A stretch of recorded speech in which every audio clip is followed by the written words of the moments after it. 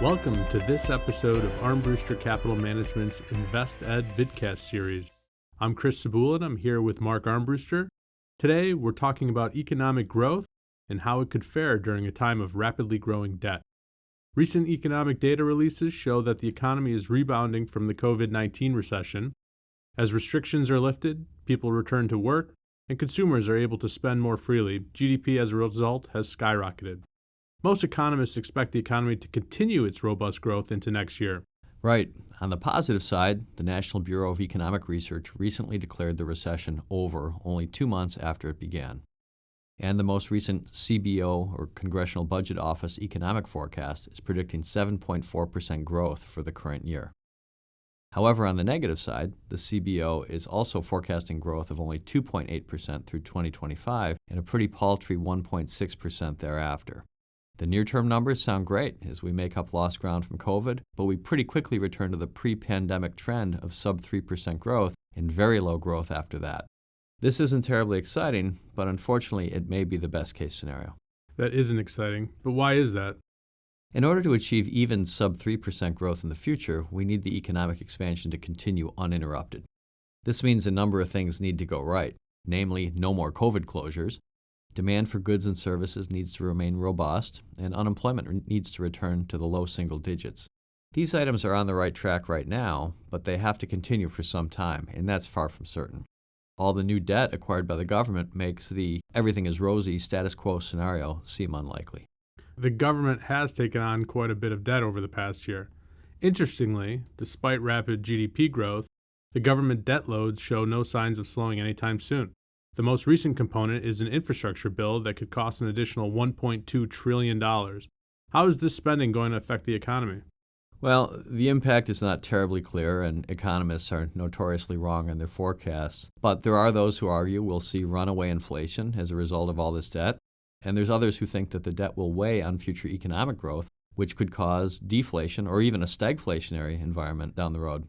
We think there's three sort of possible or likely scenarios. Number one is everything is good. There's nothing to see here. Don't mind that big pile of debt in the corner. We've got everything under control.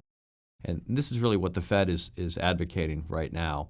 It is certainly possible that the economy can continue to grow at a long-term rate of 2 to 3% with low inflation, which has been the recent norm.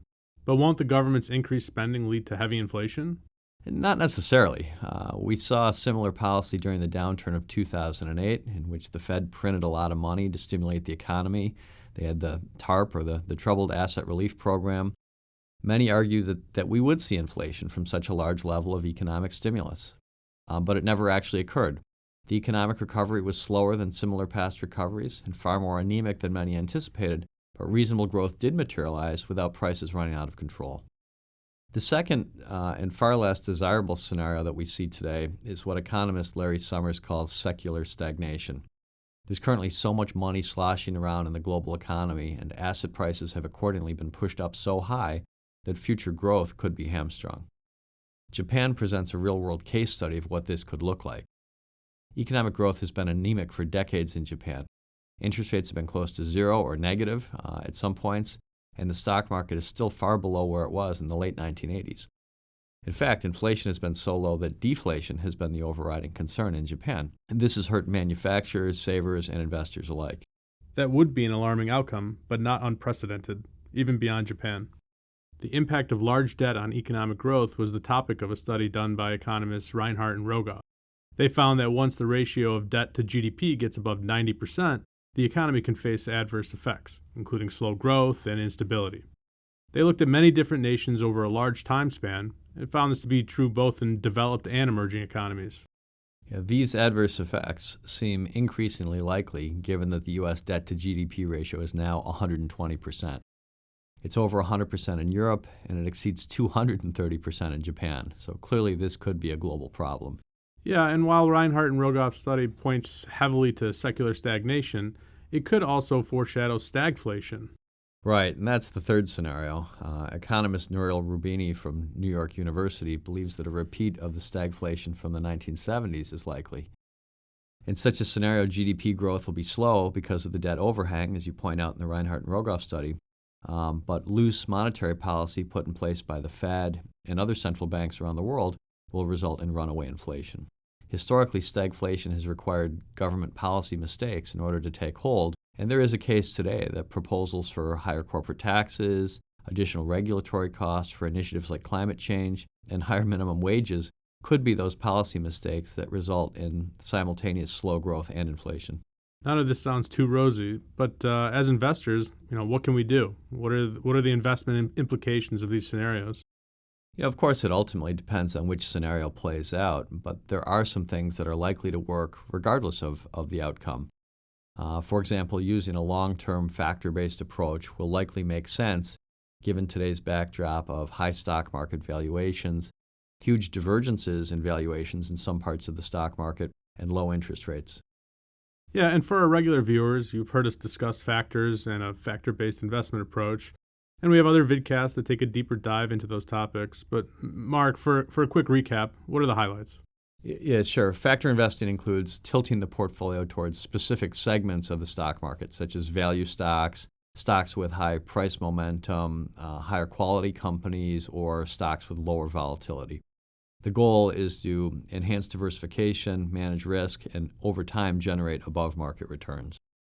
Getting back to today's environment, if scenario one plays out and everything is great, large cap growth and tech stocks may continue to do well for a while, and factor investments would likely not outperform during that period. Eventually, though, the law of large numbers will catch up, and those parts of the market with lower valuations should outperform. So, for example, it'll be harder for Apple to continue to post double-digit returns when starting from a market capitalization of $2.5 trillion. Value stocks with lower PE multiples won't have those same headwinds. Switching back, what should we think about for the weaker growth, secular stagnation scenarios? Really, the same factor-based approach could work. If we looked at Japan as a case study in a near-zero interest rate environment, we would find that small-cap value stocks fared the best during the long economic slog that they've endured. Commodities were one of the worst investments in Japan, which is not surprising in a deflationary environment. That would potentially be different in a stagflationary regime where maybe commodity prices would rise. However, for investors who stick with more traditional asset classes, tilting towards factor strategies is probably the best bet for stock allocations. Even outside of Japan, there was a study done by Dutch money manager Robeco, and they found that traditional factor exposures like small cap stocks and value stocks have generally provided strong performance relative to the overall stock market during periods when stock returns are flat. Yeah, right. The lost decade we keep hearing about. Yes, some pretty high-profile investors like Jeremy Grantham, for example, have forecast weak returns in the coming decade. Diversifying into stocks with strong factor exposures and global diversification could be a way to try to wring a little extra return out of what could be a pretty uninspiring market for some time.